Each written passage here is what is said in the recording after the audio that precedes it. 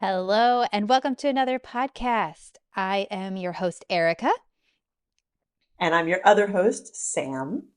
And we are two English teachers. We have a channel where we make videos that teach you English in different contexts. And we just started this podcast. That's right. And the point of this podcast is to chat about English learning or just things in our lives going on, current events, idioms, kind of whatever comes up. And it's to provide you with some listening practice, and maybe you'll learn a thing or two. We had some great responses from our first podcast episode, a lot of excellent questions and people getting involved, wanting to know things, asking us to cover certain topics or ideas, which we just loved. So please, we would love to hear from you, hear where you are from, and what you would like us to talk about in the podcast or anything else we can teach you during this time. Exactly. Our goal is to make this a community of learners. So we love the participation. So without further ado, let's get into it. What did you want to talk about today? Well, I have kind of a funny story. Um, my parents have been married for 40 years. Wow. Uh, yes, yes, it is an accomplishment. But my dad had a previous marriage. Hmm. So his marriage with my mom is his second marriage. And sometimes he'll refer to his first wife, right, or his first marriage. It's normal when he's telling us about that time of his life. But the other day at dinner, we were celebrating his birthday, and he started to say, around the time, and instead of saying around the time of my first marriage, he said around the time of my first divorce, which made it sound like he is ready for his second divorce. Right. It's implying that there was a second, another divorce if there was a first. Exactly. Exactly. The first divorce, and then there's the second divorce, which would be the divorce with my mom. So my mom just cracked up, which she just started laughing really hard because that's the kind of humor that they share, and it was a slip of the tongue, basically. Yeah, and she knows that. It seems like she's confident in her marriage and that it's not going to end in divorce. So, all right. And what do you call this kind of mistake? Is there a word Well, for it? yes, I called it a slip of the tongue. So when we slip, we kind of lose our footing or we lose where we're trying to go. So when our tongue slips, it's we say something we didn't mean to say, right? Right. But there's a specific phrase that's called a Freudian slip.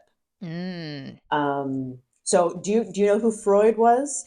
I do. He was one of the first psychologists to work with psychoanalysis, right? So talk therapy, and one of his theories. I mean, I'm not an expert in Freud, Sigmund Freud, but one of his theories was that we have a subconscious, and our subconscious thoughts and desires can come out um, without us meaning for them to come out, or maybe we're in a state where our guard is down, or when I think he did hypnosis, or when we're Mm, sleeping.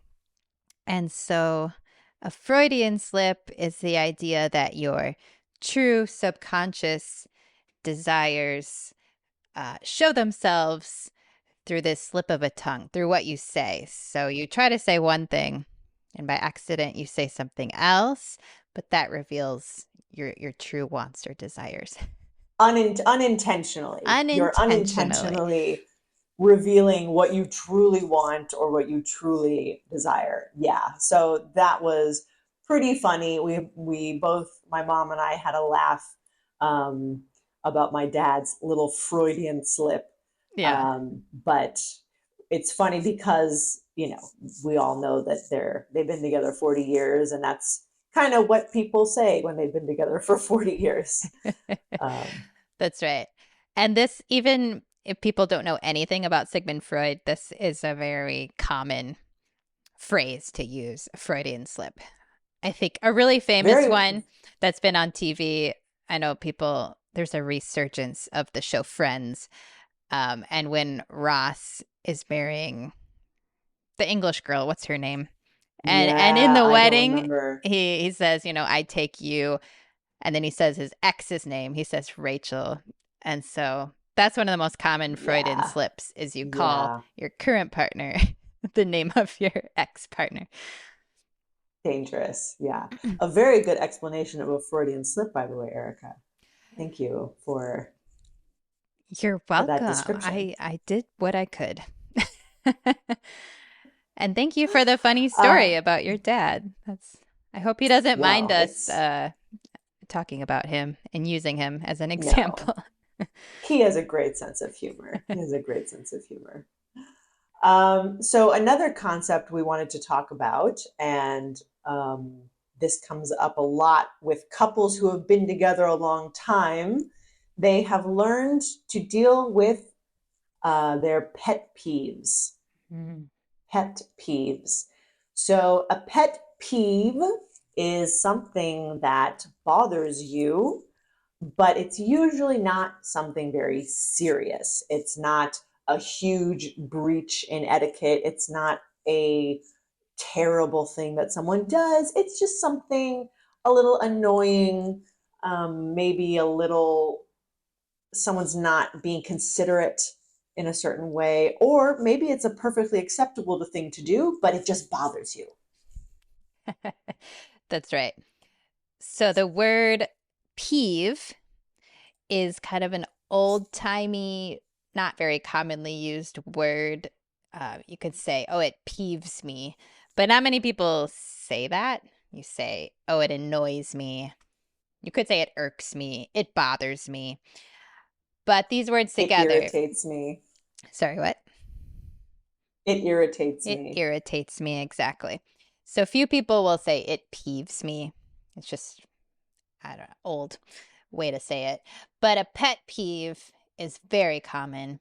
And I think by pet, we just mean your personal, I don't, not favorite, because it's something you don't like. Well, it's like small. It's like small, individualized, because we talk about pet projects too. Hmm.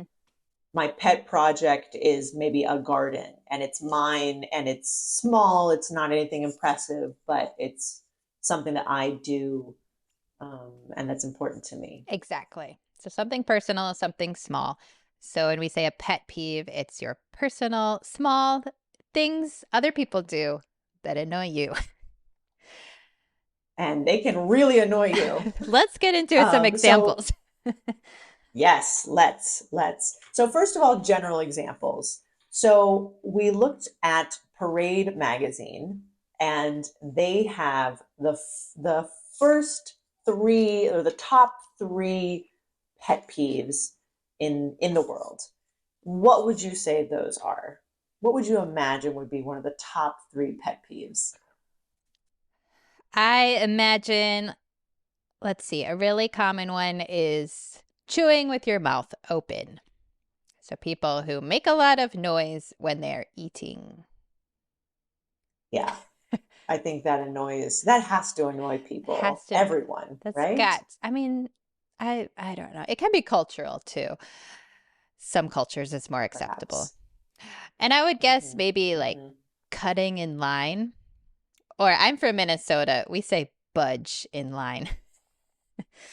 Really? Yeah, if people are lining up or queuing, like waiting their turn, and someone comes in front of people, we say don't budge. But I think most of the world says cut in line. So don't Oh, cut that's in line. adorable. Yeah, Don't budge. Hey, you're budging. that's exactly. Yep. Oh, So I love sounds that. like my childhood. Don't budge. He's budging. That's so cute.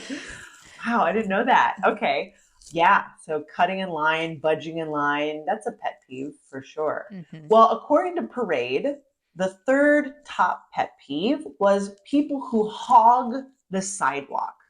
So by Uh, hog is like a large pig. And hogs and pigs have this reputation, fair or not, to take up a lot of space, consume a lot, right? If someone is piggy, they eat a lot. Well, a hog is someone who takes up a lot of something. And if you're hogging the sidewalk, maybe you're walking like right in the middle and people can't really pass by you. okay. So you're taking up all the space, you're not sharing. Yeah.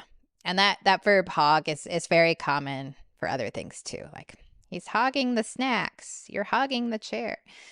Okay, hogging the Do sidewalk. you wait? I have a question. Yeah. Since you introduced budge, your word from Minnesota, have you ever used bogart to use instead of hog? Stop bogarting the snacks.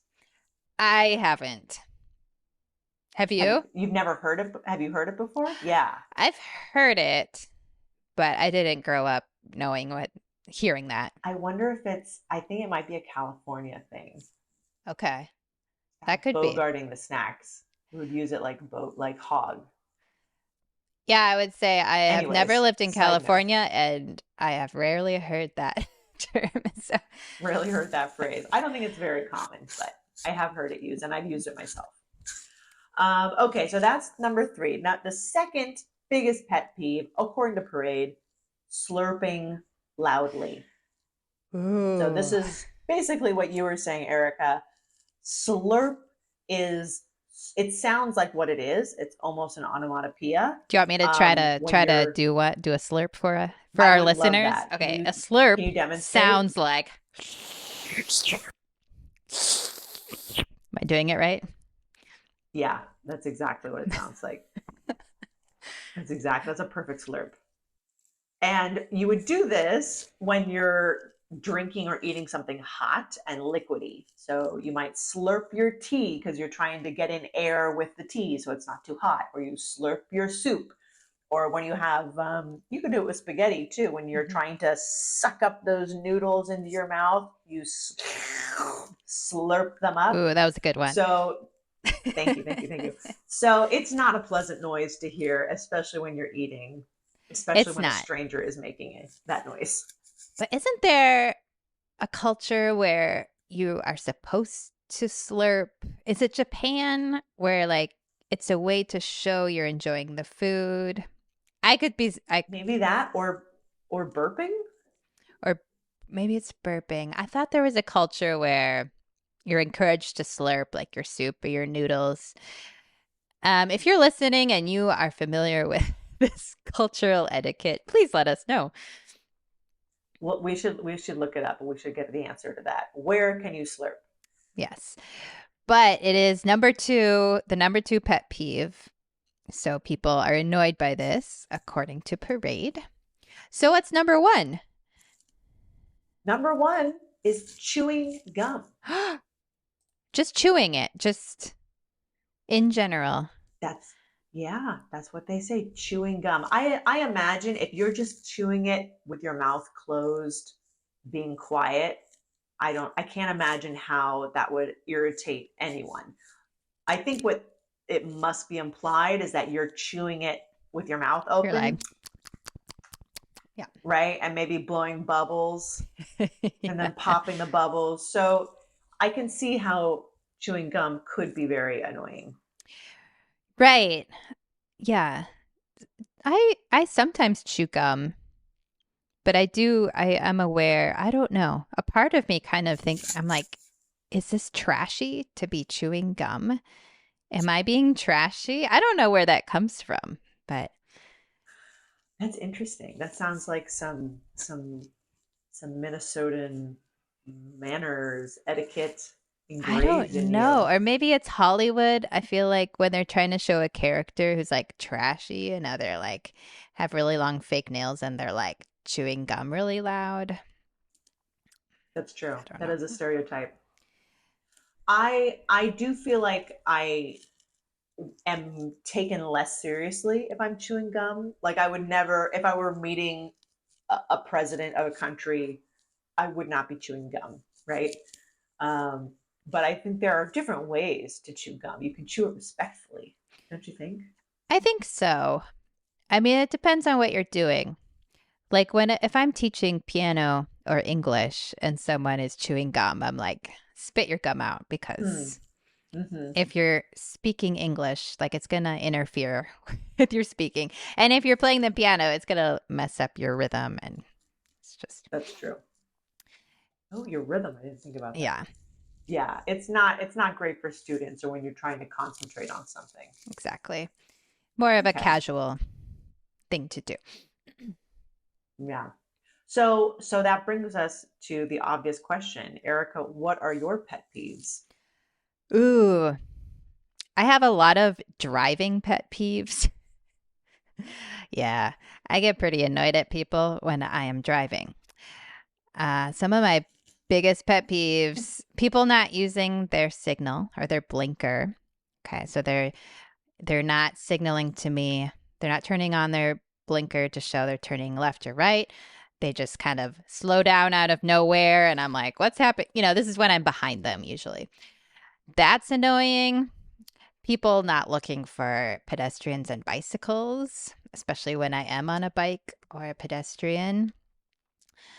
I mean, I could go on and on with driving pet peeves.